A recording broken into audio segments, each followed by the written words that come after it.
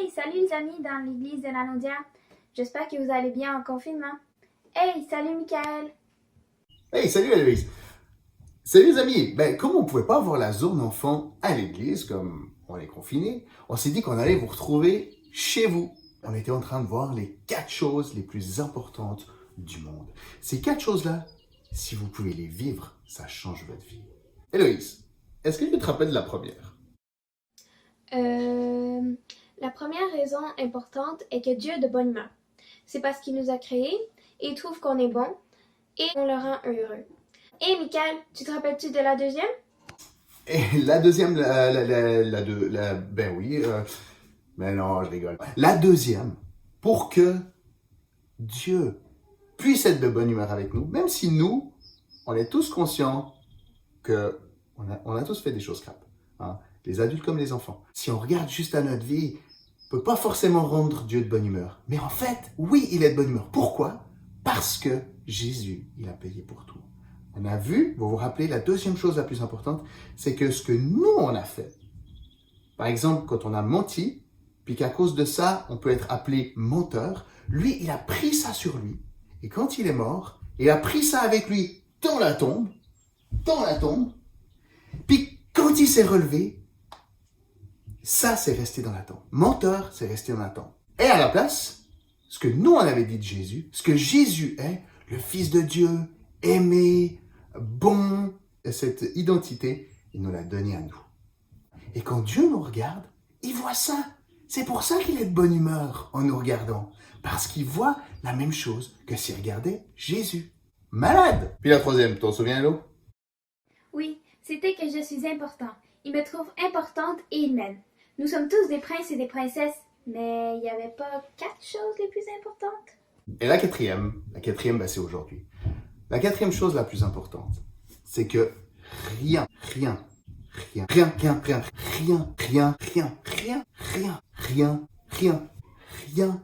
n'est impossible pour Dieu de changer ou de transformer ou de faire. Un verset qui parle de ça, Jean 20, 21. Comme mon Père m'a envoyé, moi aussi je vous envoie. Comme mon Père m'a envoyé, moi aussi je vous envoie. On va le répéter. Comme mon Père m'a envoyé, moi aussi je vous envoie. Jean 20, 21. Comme le Père m'a envoyé, je vous envoie. On a vu la dernière fois qu'on était important pour Dieu, comme l'a dit Héloïse. Mais si on est important pour Dieu, le reste du monde est aussi important pour lui. Jésus, c'est ça qu'il est venu faire. Il est venu montrer aux gens qu'ils étaient importants pour Dieu. Et bien c'est ça que Jésus, il nous envoie faire. Montrer au monde qu'ils sont importants pour Dieu. Montrer au monde que lui, il a payé et montrer au monde que Dieu est de bonne humeur. Une manière qu'on peut montrer ça, c'est prier pour les gens. Jésus nous envoie faire des choses impossibles.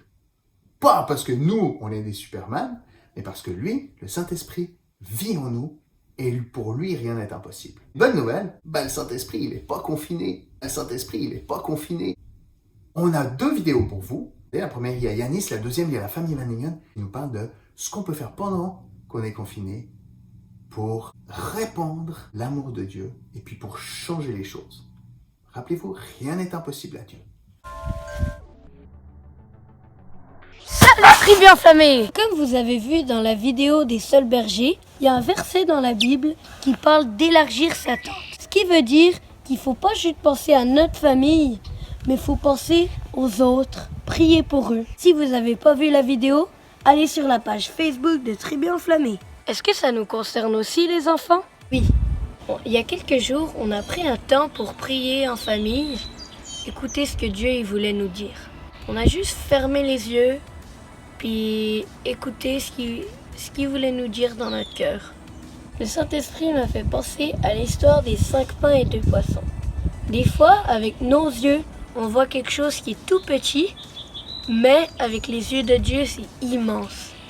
Comme 5 pains et 2 poissons, c'était petit, mais avec les yeux de Dieu, ça grandit. Je vous raconte vite l'histoire. Jésus, il parlait à une grande foule, peu importe où il allait, toute la foule, il le suivait. Ils étaient genre des milliers. Le soir, Jésus était avec ses disciples, Mais toute la foule, ils avaient plus à manger. Ils n'avaient pas de quoi manger pour le souper. Et les disciples, ils savaient pas quoi faire. Mais il y a un enfant qui est venu, il a amené sa collation.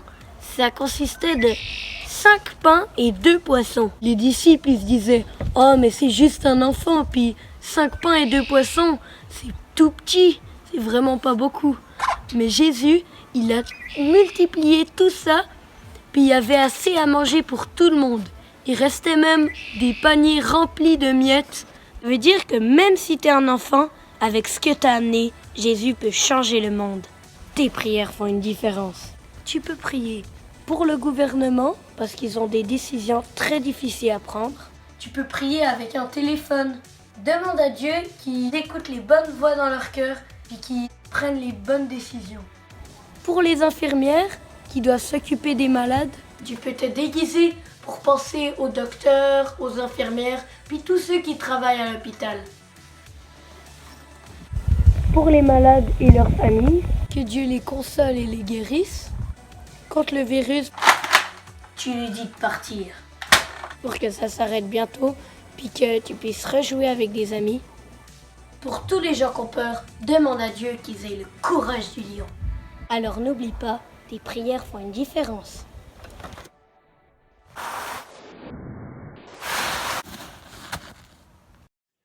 Bonjour tout le monde, bienvenue de retour dans notre tente. Hier, on a eu le message de Yanis qui nous a encouragé d'élargir notre tente. D'élargir, c'est faire de la place pour plus de monde. Et bien sûr, on ne peut pas inviter les gens aujourd'hui, ces temps, pour se joindre à nous dans notre tente, mais ça veut dire, comme Yanis le disait, d'ouvrir nos cœurs, penser aux gens qui ont besoin de notre amour ou des prières. Et hier, il a parlé des services médicaux, le gouvernement, etc.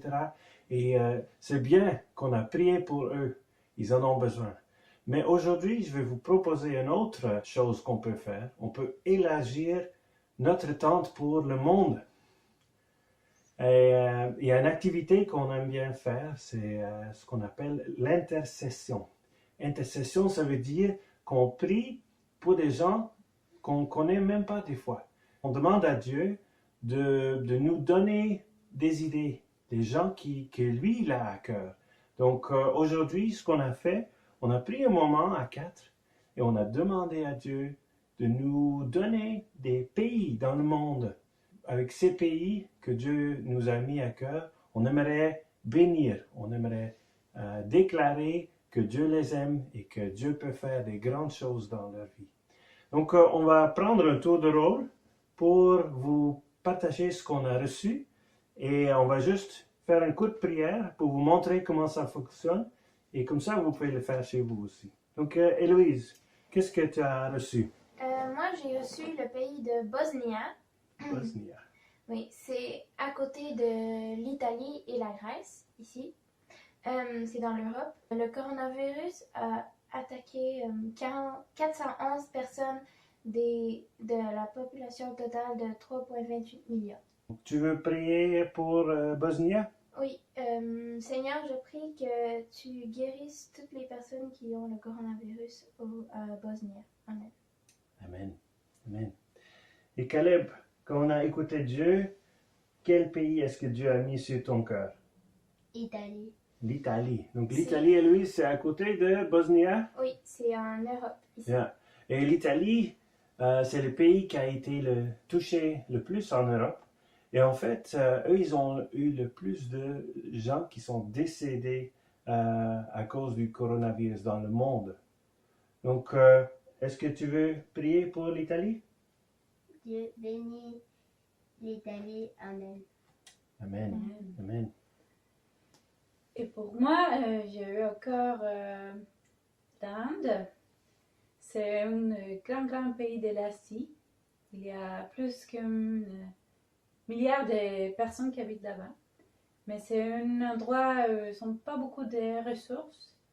Donc, je prie que Dieu peut pourvoir, mais aussi de protéger ce pays des coronavirus. Amen. Amen. Et moi j'ai eu à cœur de prier pour nos voisins, les États-Unis. Les États-Unis, c'est un grand pays, plus que 300 millions d'habitants.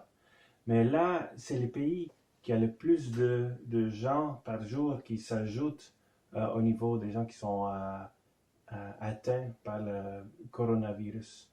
Donc, j'aimerais prier pour les États-Unis. Seigneur, je prie pour la guérison. Je prie que tu touches ce pays. Je prie aussi pour les gens qui ont peur. Sois avec eux, Seigneur. Et je prie pour le gouvernement et les gens médicaux là-bas, que tu leur donnes sagesse comment gérer cette situation. Au nom de Jésus. Amen. Amen. Donc, comme on a juste fait, c'est aussi simple que ça. On prend un moment, on demande à Dieu, pour qui est-ce que tu veux qu'on prie aujourd'hui? Et ça peut être un peuple, ça peut être quelqu'un spécifique. Mais je vous encourage, peut-être en famille, dans votre tente ou dans votre salon, comme vous voulez, de prendre un moment, de prier ensemble selon ce que Dieu vous met à cœur. Donc, que vous puissiez avoir un bon temps ensemble avec Dieu en priant pour le monde. Au revoir. Au revoir. Wow! On a pu voir dans la vidéo de Yanis qu'avec ce que tu as donné, Dieu peut faire des miracles. Et dans la vidéo de moi et ma famille dans notre tente, on a pu voir que Dieu écoute tes prières pour le monde. N'oublie pas, tu es important et rien n'est impossible pour ton Dieu. Alors, bye tout le monde!